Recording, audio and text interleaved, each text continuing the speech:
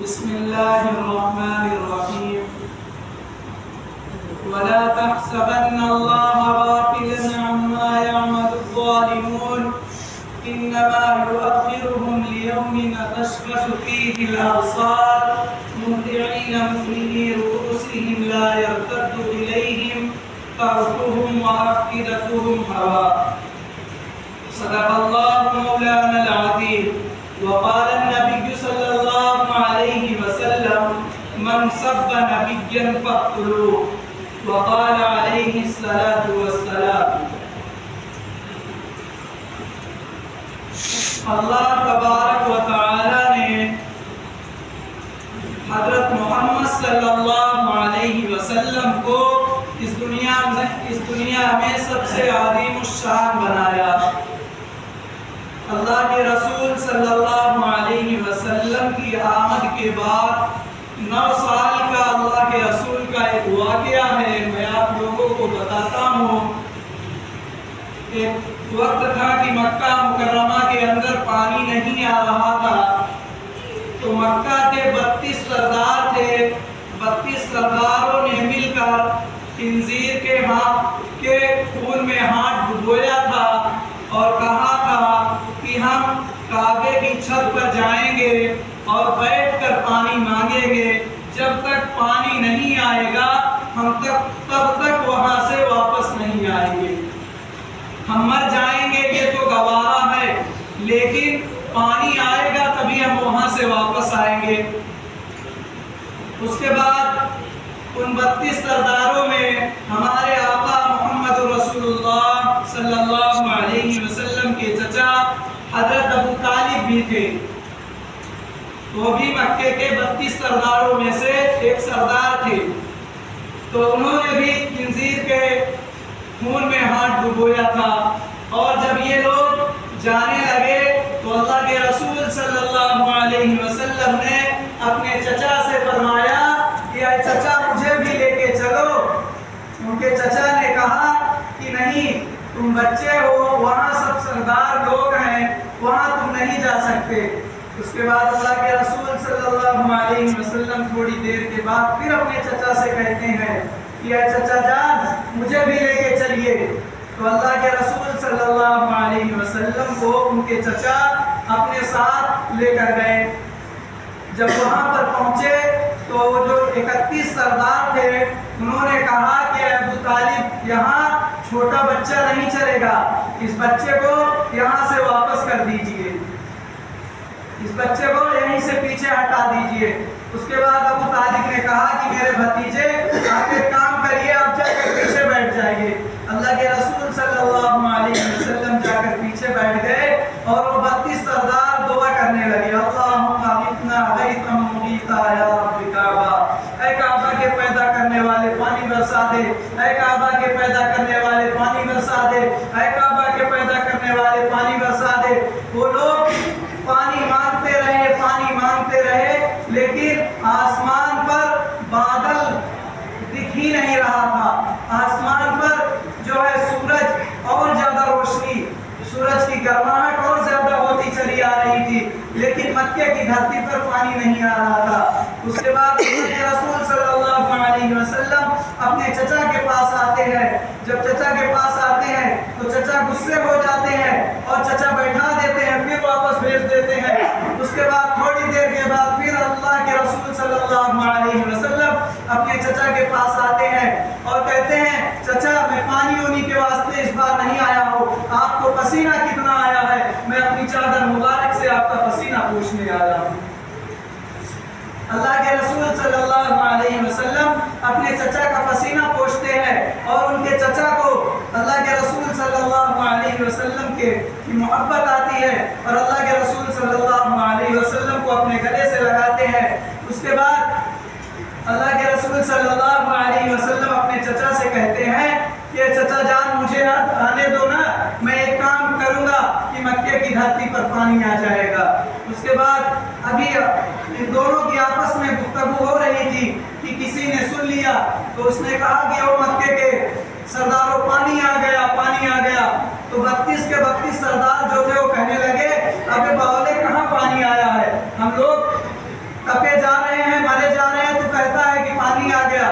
تو اس نے کہا کہ یہ بات میں نہیں کہتا, یہ بات محمد صلی اللہ علیہ وسلم کہتے ہیں, یہ بات محمد کہہ رہے ہیں کہ مکے کی دھرتی پر پانی آ گیا.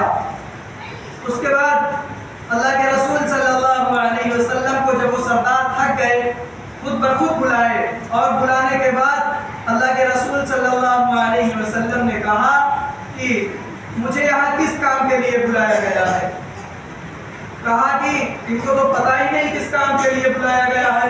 تو اللہ کے رسول صلی اللہ علیہ وسلم نے کہا کہ مجھے پتہ ہے کہ میں پانی مانگنے یہاں آئے ہیں ہم لوگ, مجھے پتہ ہے. اس وقت ہمارے نبی کی عمر مبارک 9 سال کی تھی, صرف 9 سال کی. اللہ کے رسول صلی اللہ علیہ وسلم جاتے ہیں اور مکے کے سرداروں سے کہتے ہیں کہ جب تم لوگ پانی مانگ رہے تھے تو اینما کنتم, میں کہاں تھا؟ تو لوگوں نے کہا کہ آپ پیچھے تھے, ہم آگے تھے. تو اللہ کے رسول صلی اللہ علیہ وسلم نے کہا جب تم لوگ پانی مانگ رہے تھے تو میں پیچھے تھا اور تم لوگ آگے تھے. اب ایک کام کریے, تم لوگ پیچھے چلے جائیے, اب میں پانی مانگوں گا, میں آگے جا کے پانی مانگوں گا, تم لوگ جاؤ پیچھے چلے جاؤ. تو ان میں سے 18 سردار جو ہے پیچھے چلے گئے, 12 اپنی بات پر اڑ گئے, 20 سردار چلے گئے, 12 جو ہے اپنی بات پر اڑ گئے کہ ہم نہیں جانے والے. تو اللہ کے رسول صلی اللہ علیہ وسلم نے کہا کہ تم لوگ جاتے ہو یا محمد اس دھرتی سے, مکے کی دھرتی سے واپس چلا جائے. اگر محمد اس دھرتی سے آج واپس چلے جائیں گے تو مکے کی دھرتی پر قیامت تو آ سکتی ہے, لیکن مکے کی دھرتی پر کبھی پانی نہیں آ سکتا. تو ان سرداروں کو جو 20 سردار پیچھے گئے تھے انہوں نے کہا کہ آ جاؤ, نہیں تو بیوی بیوہ ہو جائے گی, بچے یتیم ہو جائیں گے. وہ سردار جو ہے سب خود بخود پیچھے چلے گئے. اس کے بعد اللہ کے رسول صلی اللہ علیہ وسلم آئے اور اپنا چہرہ مبارک آسمان کی طرف اٹھا, اپنی شہادت کی انگلی آسمان کی طرف اٹھائی, نہیں چہرہ مبارک اٹھایا تھا. اللہ تبارک و تعالی نے فرمایا, غیب سے آواز آئی جس کو مکے کے پورے ایک اسٹیڈیم میں مکے کی عورتیں, مکے کے بچے, مکے کی مرد, جوان, عورت, بوڑھے سب ایک میدان میں جمع ہوئے تھے اور یہ لوگ پانی مانگ رہے تھے. اس غیبی آواز کو جو اللہ کی غیب سے ایک آواز آئی تھی پورے مکہ والوں نے سنا تھا. اللہ کے رسول اللہ تعالیٰ نے کہا کہ اے محمد صلی اللہ علیہ وسلم, آپ نے چہرہ کیوں آسمان کی طرف اٹھایا, انگلی بھی اٹھاتے تھے تو میں پانی برسا دیتا. یہ ہے اللہ کے رسول صلی اللہ علیہ وسلم کا مقام و مرتبہ. صرف 9 سال کی عمر میں آج اللہ کے رسول صلی اللہ علیہ وسلم کی شان میں گستاخیاں ہو رہی ہیں. نعوذ باللہ. سرکار دو عالم صلی اللہ علیہ وسلم کو جو چاہتا ہے وہ کہتا ہے. بدی کا زور تھا, ہر سو جہالت کی گھٹائیں تھی, فساد و ظلم کی چاروں طرف پھیلی ہوائیں تھی, ذرا سی بات میں تلوار چل جاتی تھی آپس میں, پھر جنگ آتی ہی نہ تھی 2-4 کے بس میں. اگر لڑکی کی پیدائش کا گھر میں ذکر سن لیتے تو اس معصوم کو زندہ دفن کر دیتے. غرض جو بھی برائی تھی سب ان میں پائی جاتی تھی, مگر اللہ نے جب ان پر نہ تھی شرم و حیا, آنکھوں میں گھر گھر بے حیائی تھی, مگر جب اللہ نے ان پر اپنا رحم فرمایا تو عبداللہ کے گھر خدا کا لاڈ لایا. مکے کے اندر بچیوں کو زندہ دفن کر دیا جاتا تھا. یہ قانون کس نے بنایا؟ سرکار دو عالم صلی اللہ علیہ وسلم کو نبوت ملنے کے بعد اللہ کے رسول صلی اللہ علیہ وسلم نے کہا کہ میں عورت کی عزت کو اتنا بلند کر دیا ہوں, میں نے عورت کی عزت کو اتنا بلند کیا ہے کہ کعبے کے چھت سے بھی زیادہ, کعبے سے بھی زیادہ ہم نے عورت کی عزت کو بلند کیا ہے. آج لوگ اللہ کے رسول صلی اللہ علیہ وسلم کی شان میں گالیاں بکتے ہیں, ہم جیسے مسلمانوں پر لعنت ہے. اس سے اچھا ہوتا کہ ہم اپنے ہاتھ میں چوڑیاں پہن کے گھر میں بیٹھ جاتے. لوگ کہتے ہیں کہ ہم اکیلے جائیں گے, کون جائے گا ساتھ میں؟ جب ایک کھڑا ہوگا تو اس کے پیچھے دوسرا بھی کھڑا ہوگا. اللہ تبارک و تعالی فرماتے ہیں, لوگ کہتے ہیں کہ اللہ ہماری پکڑ نہیں کر رہا ہے. اللہ تبارک و تعالی اس کا قرآن کریم کے اندر جواب دیتا ہے, وَلَا تَحْسَبَنَّ اللَّهَ غَافِلًا عَمَّا يَعْمَلُ الظَّالِمُونَ إِنَّمَا يُؤَخِّرُهُمْ لِيَوْمٍ تَشْخَصُ فِيهِ الْأَبْصَارُ مُهْطِعِينَ مُقْنِعِي رُءُوسِهِمْ لَا يَرْتَدُّ إِلَيْهِمْ طَرْفُهُمْ وَأَفْئِدَتُهُمْ هَوَاءٌ. اور جو کچھ یہ ظالم لوگ کر رہے ہیں ان سے اللہ کو فوراً